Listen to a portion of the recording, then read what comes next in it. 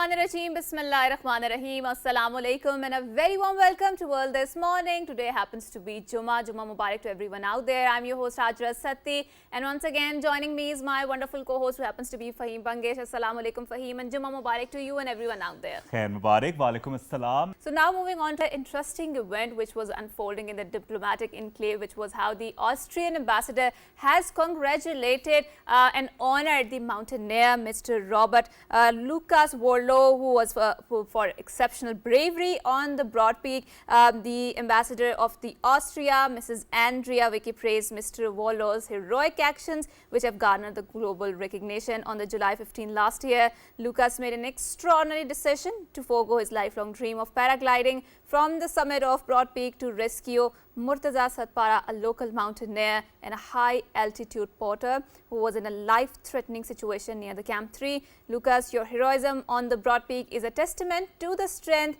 of the human spirit and profound impact one person can have on the lives of other, the ambassador remarked, right? Absolutely. And I think this is why we need to come together, because we humans are a part of a larger family, descendants of Adam and Eve, right? And that is why we need to celebrate one another and make sure that there is enough inclusivity, diversity and progressivism, pluralism, which is a very hallmark of a human civilization and also sanctioned by the divine. So now let's move on to our today's segment. We are very glad that we want to dissect and roll out the conversation regarding the cultural heritage of the Pakistan. What does exactly that mean, and how does UNESCO supports the role of the cultural heritage? And that is why it's very, very much important to introduce our guest, because he's the one who is going to enlighten us, and we will have the cross-pollination of the ideas regarding the cultural heritage of the Pakistan. We are very glad that we have been joined by Mr. Kar Hung Anthony Tam, who happens to be officer in charge of the UNESCO office in Pakistan.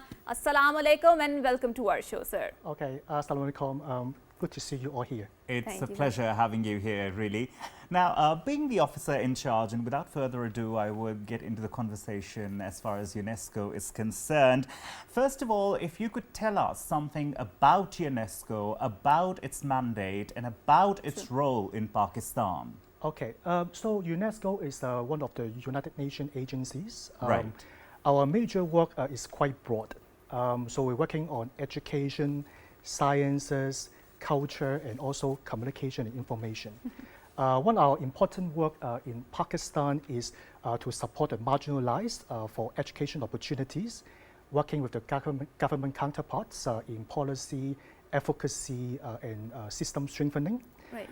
Also working on some media development, media and information literacy, freedom of expression.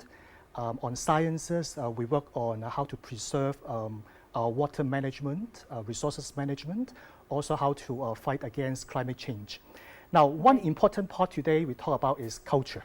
All right. So culture, among all the United Nations agencies, we're the only agency with a particular mandate on cultural heritage preservation, and also how to preserve creativity, dynamics culture sector for sustainability development. Right, and Mr. Tam, when we talk about preserving the cultural heritage of the Pakistan, and Fahim and I agree that we are the predecessors of the, or rather we are the progeny of the Qataran civilization, pardon me for the wrong choice of the word, and because of that, I think Qataran civilization and Indus civilization immensely contributed to the human civilization. So if you see how they have an amazing sort of a sewerage system, that too in an era which was a millennia ago, right? And I think that is why it's important to learn from the history, because they can contribute immensely to our grooming nowadays, and in contemporary Pakistan I think we need that immensely. So Mr. Tam, so please tell us about how many cultural sites are there, and how is UNESCO contributing towards preserving the cultural sites of the Pakistan, and what are some of the missing gaps or challenges that you face here? Okay, thank you. So currently in Pakistan they have 6 tangible World Heritage sites. And you may hear a lot is like Makli, Mohenjo-daro, close to Islamabad, Taxila, also Lotus Fort, etc. Actually in UNESCO, we have been working closely with the government in Pakistan to see how we can build the capacity in preserving the sites. Right. UNESCO, we have 6 international conventions. Basically, these are the international framework to guide how to safeguard the World Heritages. Right, right. And in particular for UNESCO in Pakistan, we've been working closely with the government. For example, giving some training, capacity building to the site manager to ensure that they know how to preserve the site. We also, other than this, doing something like awareness raising, how to ensure that the youth and community, they are part of the support in preserving the site. Now, what I've been talking about so far is about something tangible, which are the World Heritage Site. But actually, in our culture sector, we also support different member states in how to preserve, we call it intangible cultural heritage. Right, right. So those are not visible, more about some, we call it living heritage. So usually it's the community practices, some social practices and oral traditions. It passed from one generation to the next. Currently in Pakistan, you have 3 inscribed intangible cultural heritage. So that is something we're also supporting Pakistan in preserving this as well. Also, sir, when we talk about intangible heritage, don't you think the intense urbanization and intense digitization of the world is a major challenge to preservation of this intangible heritage? Well, yes or no.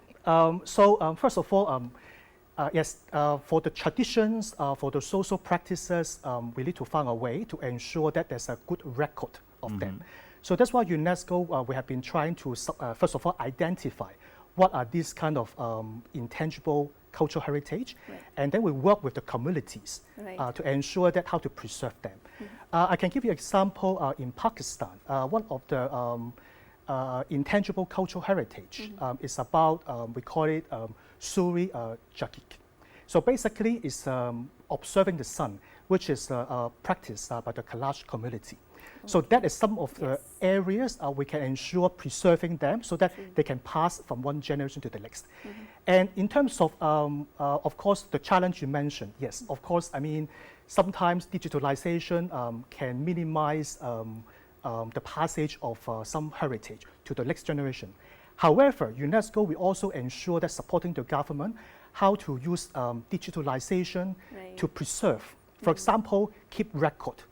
Of course. So that, I mean, it can pass from generation to the next generation. And Mr. Tam, when we talk about the preserving the cultural heritage, obviously we cannot deny the importance of religious heritage. And if we talk particularly about the Pakistani region, so we've seen the person who proselytized Buddhism in China was actually born here in Sawat, and he traversed the Himalayas and he went there. So in this regard, preserving the religious tourism or the religious heritage, I would say, because Buddhism is a very, very old civilization, very, very old religion. What exactly is Pakistan doing, and how UNESCO can help preserve those old artifacts, those religious scriptures or texts, and what do you see in this regard? Okay, thank you. I would say culture, I mean, is in the heart of every people. So that's why for us, I mean, as you mentioned, religion is also part of one of the important elements of culture. First of all, I'd like to congratulate Pakistan, because Pakistan have been putting a lot of effort in preserving the cultural heritage. I can give you an example for UNESCO. We have a lot of support in Makli and Mohenjo-daro in particular. As you may know that in 2022, we do have some big flood incident. So it did damage some of the heritage. So we've been working very hard to work with the community and the governments to look at the need assessment and also to see how we can help to preserve the heritage. And at the same time, one key element is to have community engagement. So that's why we also work closely with community, including engaging youth, children, teachers, and also community leaders to see how we can collectively improve the heritage preservation support in those areas. Because definitely the people also must realize how important this is, because I still remember when there was the war in Afghanistan and many of the UNESCO heritage sites were destroyed. It's something, unfortunately, really, and that was so close to my heart that look at this. I mean, thousands of years and just one bomb was enough to spoil that. But that was man-made, right? Now, when we talk about the environmental aspects, right, there is environmental degradation involved, obviously. There is depreciation of material. There is a lot of, I mean, the air is not the same. Or maybe flooding coming in, right? The Destroying, flooding, yes. exactly. There are many factors. The global warming plays a huge role. True. And Pakistan is one of the areas which is the most affected. So isn't that one of the biggest challenges? And if so, if you consider that, any ideas as to how to mitigate the negative effects of that happening? Okay. Yes, maybe I can give two examples. In our UNESCO, we also have another program called Biosphere Reserve. So in Pakistan, currently you have 4 biosphere reserves. And one of them is in Balochistan, which is Sierra Red juniper forest. All right. UNESCO, we've been also working closely with the government to see how we can use this as an example to look at the research, because there's a very unique ecosystem in the forest. It can also help us to have more research, scientific research, to understand how to preserve the ecosystem and also bring some ideas to fight against climate change. Another area is we have a tentative World Heritage List. Okay. We call it the Karis System Cultural Landscape. Yeah, it's also in Karis, Balochistan. yeah. I believe Of many course, of audience you also course. heard about that. This is a really, really important traditional way to see how to manage the underground water system. Yes. Yes. And this is something, while in Pakistan is in the tentative list, it's still not yet the World Heritage, but there's a potential to be that, because this Karis system is really bring human ideas with the natural environment to see how to use this to solve some issue about water shortage, how to ensure sustainability in water management. That's very interesting, and I think I would like to build the conversation on something which is very important, which you talked about, the role of community development, or how communities are essential to preserving the cultural identity. So I was having the conversation yesterday on our show, and we talked about the nomads in Pakistan, and we call it Khana Badosh in our local parlance, and how they are not particularly living in one region, rather they are moving constantly and with its changing season, and how they're essential in preserving the indigenous or local knowledge or local wisdom. So they have lots of ways in which they teaches us how we can treat our cattle more lively, and how we can even humans for that matter. That's very true. That's very true. And I think there is a movement within the West on treating the mind, body, and soul, not just focusing on the body or the symptoms, right? So how do you engage the local communities, the young people out there, and if there's any particular example that you would roll out and enlighten us about it, please go ahead. Okay, thank you. So for UNESCO World Heritage, we have been doing a lot of educational program, and one key publication we have been doing is we developed a resource kit. We call it World Heritage in Young Hands. So this resource kit was developed globally and already translated into more than 40 languages. All right. And UNESCO in Pakistan, we also contextualized this kit for training teachers how to teach heritage and culture in schools. Because we all understand that when you talk about sustainable development, the next generation are very important. Oh, yes. Because they are the decision maker for the future. That's why we need to sensitize them to see how they can preserve the heritage for them. So something that comes to the mind, for example, when we talk about children of this era, of this age, it kind of is very burdensome as far as curriculum is concerned, right? Won't it be more attractive to the children to perhaps instill it into their brains and minds how important this is, if we perhaps introduce internship programs, volunteer work, give them extra credit or certifications, because UNESCO is a huge organization, right? And it has a huge name, and it can do wonders in perhaps permanently educating the young generation in this regard. Because curriculum, they would perhaps study it and then perhaps they would even forget it. But what about the actual practical work? Can that be done as well? Yeah, sure. As you mentioned about curriculum, other than this, first of all, we do also work in the curriculum level as well, because we work with the government in sync to develop some guidelines, how to incorporate cultural heritage education into the curriculum and textbook. Other than this, we also do some practical work with the kids and with the youth. So, for example, we work with the schools to organize some art competitions, some of the information and animation sharing about how to preserve heritage, how to be responsible to preserve the heritage. Right. And other than this, get back to your question is about what are the skills, what are the practical work we can work with the youth. Now, one important thing to ensure the effectiveness of preserving cultural heritage is to link this with the livelihood of the communities. So that's why UNESCO in the past years, we have been working with the community to give some capacity building opportunities, to train the local community with some skills like being a tour guide. All right. How to create some cultural artifacts for souvenirs.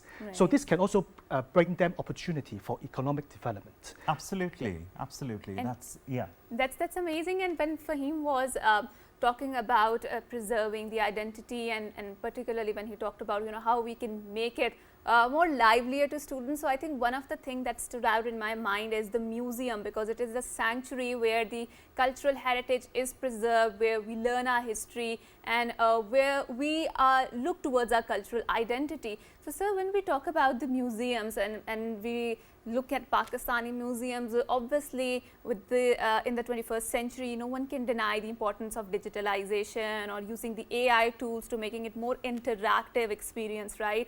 And we do see that sometimes Pakistani museums are subscribing towards a more traditional sort of a patrons, right? Where the objects are displayed and there is a history written out there. And if you go to the West, you will find that they have a very interesting and interactive way of exploring those histories. So do you think UNESCO can contribute in this regard in digitalizing it and maybe making that experience more 3D that would enhance the interest of the students out there? The children. Yes. Of course, I mean, we already thought about this. There are two interventions we've been doing to support this. The first one is we're working closely with Lok Visa National Heritage Museum in Islamabad. Wonderful. Earlier this year, we established Children's Heritage Corner.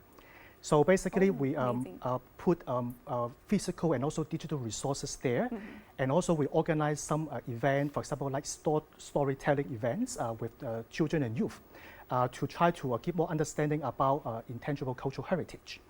Other than this, we also have been working closely with Lahore Museum. UNESCO, in the past months, we have been working with them to develop a conservation and master plan to see how to reform, renovate the whole museum to increase the visitor experience. As you mentioned, have more interactive features of the museum. So this is something that is in progress. We look forward to see the result later on. And we're very proud that organizations like UNESCO are working in Pakistan for the betterment and for the maintenance and for the minds, young minds, to have all this instilled, because definitely that is something really, really important for the young generation, because they are to grow up to be the future of the country. And if they don't know what we are all about, the heritage is going to go. It's going to be forgotten for all times to come. That's very true. And sir, on the closing remarks, what would you like to say, especially to the people out there as an office in charge of the UNESCO? What is your last message? Yeah. So I think today, I mean, I'm glad to have the opportunity to share about our work on culture. And I also want to talk about everyone, you can get more involved in cultural heritage, because in the coming weeks, UNESCO have been working closely with Pakistan Television. We developed an episode together. We called Heritage in Young Hands. So basically, we will introduce the treasure of Pakistan from Makli, Mohenjo-daro, or other heritage. So you get a deep dive of what's happening in your country. So that is something, stay tuned for this program as well. Right. Thank you so much for rolling out this wonderful message. And I think podcast is the newest way, and I would say most millennial and generation Z sort of a medium to reach out the larger masses. Thank you so much for coming on our show. Thank you so much for having this wonderful cross-pollination of ideas regarding our cultural heritage, regarding our identity, how we can preserve it, and how we can learn from it, and I think there are always lessons for us, especially when we talk about the history. And with that, we are going on a short break, and after we come back, we have an interesting discussion lineup. Don't go anywhere. Good morning.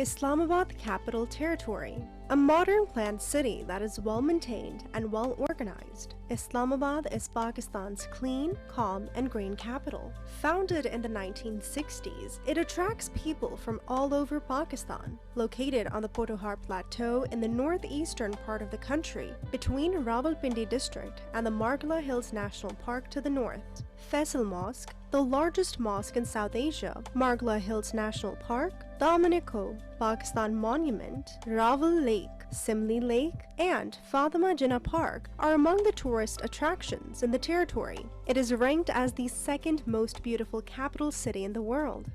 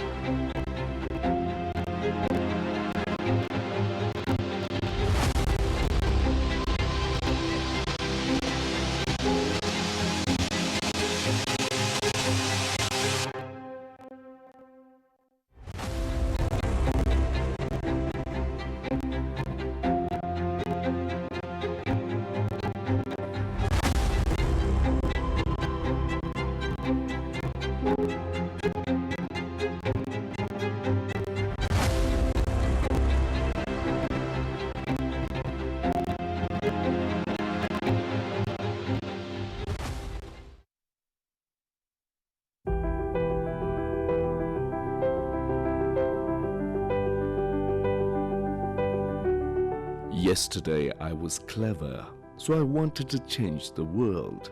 Today I am wise.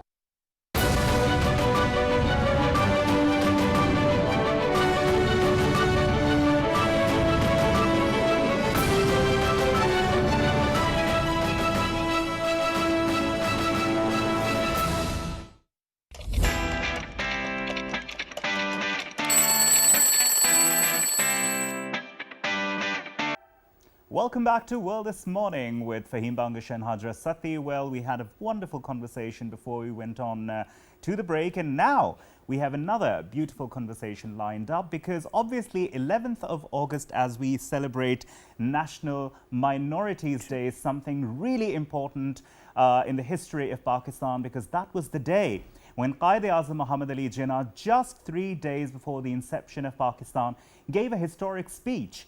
He told all the minorities that you are free to do whatever you want. The government has got nothing to do with it. You can go to your temples, you can go to your mandirs, you can go to your churches, wherever you want. Religiously, you are free. That was a huge message that Quaid-e-Azam Muhammad Ali Jinnah gave to all minorities of Pakistan. And that's what we are celebrating in the second segment of today's program, the National Minorities Day. So without further ado, I think we must introduce our guests. First, we have Mr. Albert David. He happens to be the former member of the National Commission for Minorities, the Government of Pakistan. Assalamu alaikum, and thank you so much for coming to our show. And thank you. Wonderful having you, sir. And our second guest, ladies and gentlemen, is Mr. Pirbhu Lal Satyani. He is member Sindh and NCRC. So, assalamu alaikum and welcome to PTV. And good morning. Right. Good morning. So we will start this conversation with Albert, of course, and I would also like to ask this question and pose this question to Mr. Satyani also. So, sir, with the regards to the word minorities, there is a lot of debate in the discourses around the world that whether this term should be used when we talk about the inclusivity, diversity, and mainstreaming. So what is your opinion on that? Should minorities be used? And I mean, why are we using minorities when we are projecting that we are the citizens of the Pakistan in the first place? So what's your opinion on that? Very good question, and thank you very much for asking this. I mean, I personally don't believe in minority or majority. Yes, I mean, we are Pakistanis, and we are yes, Pakistanis first, you know. Right. You know, and that should be our identity. And at least for me, that is my identity. Right, And you know, if I have to introduce myself, and if I have to bring religion, I would say a Pakistani Christian. Right. Right? Right. But you know, saying Pakistani first, and that should be. And I think it is now time that we should move from this minority and majority, and the world has moved ahead so Yes. much. I mean, Yes. everyone is now talking about inclusivity, you know, it's mainstreaming, bringing everyone in. When we talk about minority and majority, we exclude people. And the reason why I ask is because there is certain colonial notions behind the word minority. So if you see before the colonization happened by the European empires, back in the days, they were all subjects of the maybe Mughal Empire or maybe Ottoman Empire. So there was never a word minority termed and coined by that. And that is why when we talk about decolonizing the mindset, that is why I asked this question. So Mr. Satyani, I would also like to ask your opinion. And as a responsible citizens of Pakistan, what do you think are our responsibilities that we need to dole out towards the state of Pakistan? I think first of all, you know, I fully agree with Albert Saab that in Pakistan, the term minority that we often use, and this term is, I think I have no hesitation to say the minority because it is internationally recognized term. And apart from, there was also discussion that we should call them the non-Muslims. If you say the non-Muslim, then it means you are negating the other religions. So either you can say that the Hindus or Christian are the minorities, and there is no harm to say the minorities. And of course, the population of the minority is in numbers is a small, but we need to acknowledge them, we need to empower them, and we need to also, you know, for a certain time period, maybe in the future, once they are mainstream, then term the minority automatically be deleted, like in other countries, in the developed countries. Yeah. But again, if I talk about minorities in Pakistan, I think the government on its level is doing all that it can to give them representation in the government or even in the armed forces. People from the Christian community, we've seen they've done a lot, be it, I mean, saving the Pakistani nation and fighting for the Pakistani nation. They've done a lot. And even the government of Pakistan has been looking after different laws. For example, the Hindu marriage law, right? It has been doing that, working on that. So other than that, what challenges or bottlenecks do you find, and what other suggestions would you have for the government? I think if you see the Pakistan Constitution, there are certain articles that give the guarantee for the protection and equality right of the minorities in the Constitution. To implement such provision in the Constitution, we need to do something. Like in Pakistan, you have mentioned that we do have a Hindu Marriage Act that was recently passed in 2017. And since that, we are following up that the marriages of the Hindus need to be regularized, need to be registered. And in Sindh province, there is a somehow implementation, but in other provinces like in Punjab, like in KP or Balochistan, last week I was following up with the local government department. Their role is to, you know, register these marriages. But again, the issue is in Punjab and KP, yet there is no rules. And once, you know, you have rules, then of course you have to implement it. So the Hindus' marriages are not being registered there, but in Sindh, there is a registration. So I think the government can, you know, introduce the rules, and it should be passed from the National Assembly. Similarly, the other issues such as, you know, in Hindus, there is no as such inheritance law. There is one act old in 1925, the Succession Act, and that is more or less about the Muslims and the Christian community. There is somehow for the Hindus, but there is no any detail. And we are pushing and we are doing a lobby with the government that there should be, you know, the law inheritance for the Hindu community. Once you have law, then of course you can distribute your property to both the male and females. Unfortunately, the absence of Hindu Marriage Act or the inheritance, the women suffer. And if we want to empower our women in Pakistan, then ultimately we need to, look into these issues and introduce these laws. Then of course we'll give the due share to their women. So there is dire need to, pass the inheritance law and the rules of the Hindu Marriage Act. And apart from that, we also need to, to address some of the issues like in curriculum. Recently, the government has, developed, the National Curriculum Council has developed this books for the 7 religions, like Hindus, Christian, Parsis, Sikh, the other communities.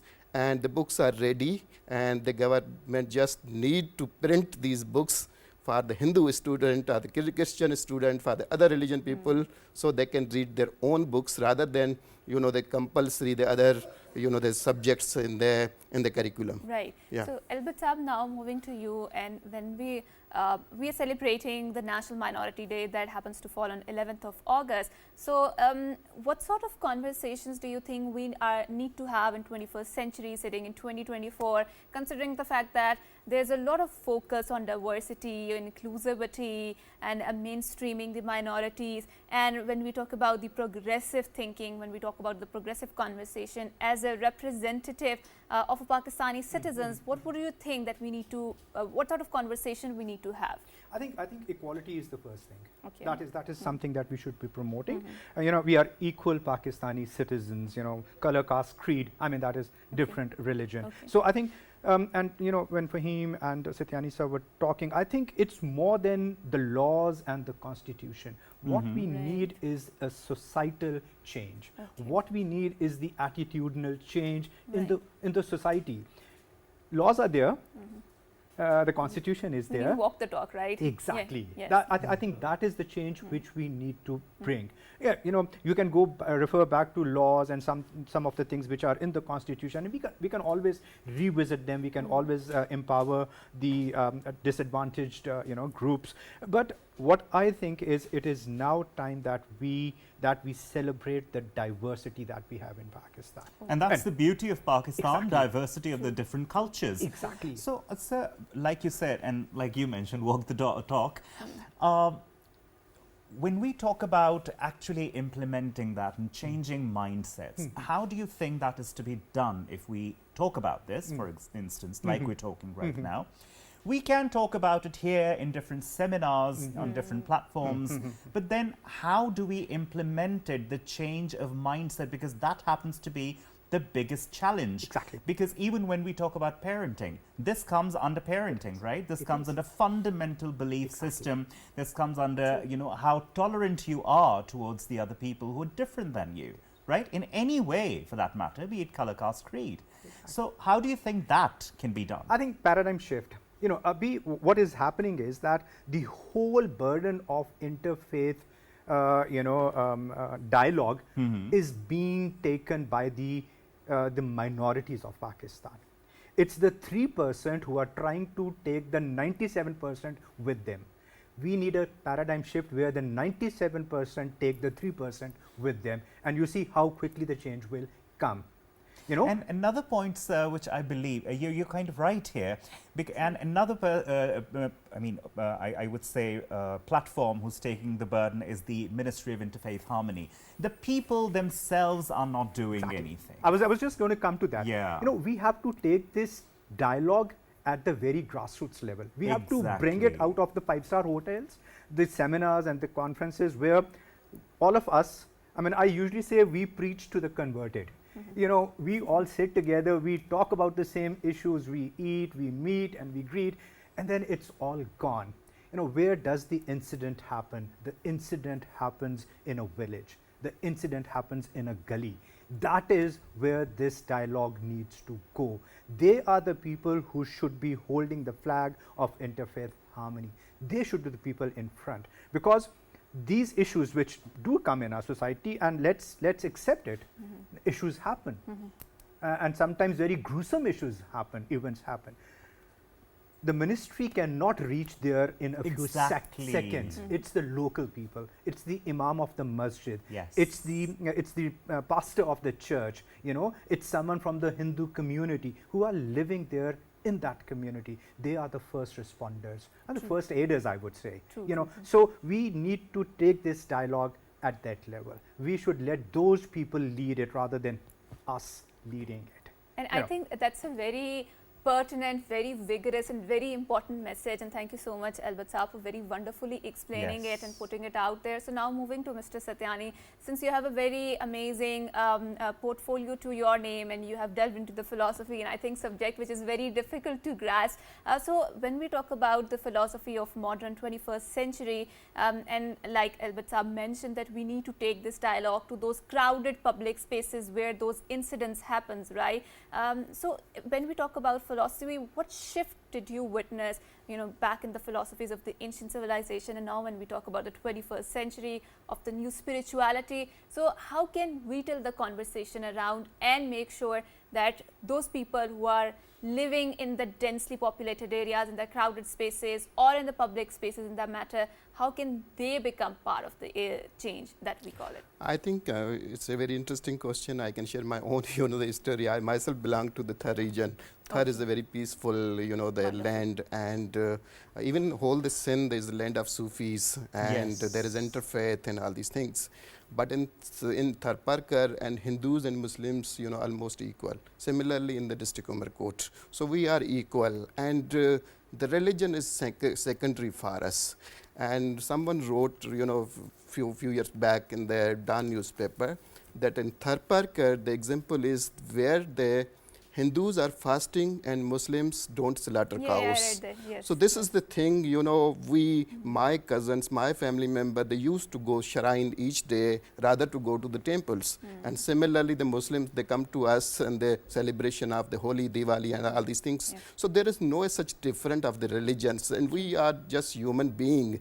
And that is the great example for whole the Pakistan, where you see the crime rate is almost zero in the Tharparkar region. And the same model, I think, that need to be replicated in the other parts of the region, Right. where might be somehow the people have misconception about the other religion, such as I had worked with in Lahore, and I used to travel to other provinces. When I introduce myself, their first question comes, "Oh, you are Prabhu, are you from India?" So this is the mindset, that we need to change. There is, I think the issue is they need to educate, and the education comes from the schools and the parents. And in our curriculum, I already mentioned we need to teach the different type of religion to the different type of faith of people. And similarly, once they they learn about the other faith, they of course they will not ask such type of questions. So that is very important, and we need to have a similar type of practices in the other parts of It's the region. really yeah. sad because I do remember even in our childhood things used to be a bit better. Perhaps they have deteriorated over time. Yes, the tolerance level has gone down. And like you very beautifully mentioned, if people are taught what the other faiths are also teaching, they would realize the commonality between all the faiths, right? And I just would want to add over there, because you have also mentioned, and Professor, educate. I usually use the 3E sort of a thing, which is engage, educate, and eradicate. Lovely. Yeah. We have to engage and we have to educate people who we are. Right. And that would lead towards some of the things that we want to see out of our society, and then we can eradicate those. So the 3 E's, bringing them in and working on that. So And connected to that, I also use learn, unlearn, and relearn. I think unlearning is very important. Very important. And it's And it's the difficult difficult. thing to do. It's Yes, difficult. of course. Learning is easy, but unlearning is very, very difficult. And the mindsets that we have developed over the years, I think it's very, and that is one thing that we are focusing with our youth as well, to unlearn the concept of minority. What I say to the youth, it is up to you whether you want to be the 65% of Pakistan or you want to be the 3% of Pakistan. True. Right. You are young people, you are Right. 65. Don't think as 3%. Right. So, Mr. Prabhu, now coming to you, since Albert Saab mentioned about educating, and I think we all agree here that education is important. So, when we talk about educating people about the acceptance and diversity, where do you think there is a lag in that, or what is the missing gap that you find? Are we talking about the educating in the academic institutions, and if so, where do you think there is a gap? Because when I was in my school, I don't remember I came across any sort of a discriminatory, or maybe maybe I was blind enough not to witness that, and maybe you can better educate us about it. So where do you think education should start? Should it be in the curriculum, in the educational institutions, or in the public spaces like we discussed before? And if we talk about the public spaces, how can we walk that talk? I mean, yes, we can say that awareness is important, but practically implementing it on the ground level, how can we do that? So if you have any idea, please explain to us. I think we need to work at both levels, at the community level as well as the curriculum level. And we also need to review our own education policies, the national policy and the provincial policies. So where there is gap, we need to address that, because in the day after tomorrow we are organizing the event for the inclusive education.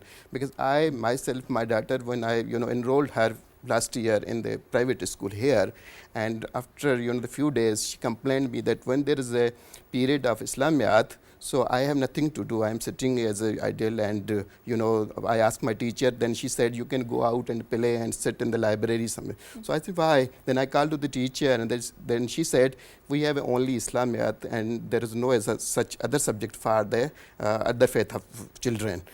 So then I was thinking that being a member of the commission, we need to do something, and we wrote a letter to the private schools and PIRA, who regulate the private schools, and then they immediately responded, and now they have developed a curriculum. But again, it will take a time, because until and unless they do not print it, so it cannot be teach to the kids. Similarly, we also need to work at the community level. We need to educate the people, our neighbors, the religious leaders. They have a big role to promote the interfaith harmony and all these things. Right. So thank you very much, both of you, for coming in here. It has been an absolute pleasure talking about this situation, and we'll continue having this discussion. Due to the paucity of time, I just want to end it by congratulating the whole of Pakistan on the gold medal. Right. Definitely. Arshad's gold medal. I think it's a proud moment for all of us. A proud moment for all of us. It is. And with that, we are bidding you farewell. Until next time, it's a good morning. Good morning.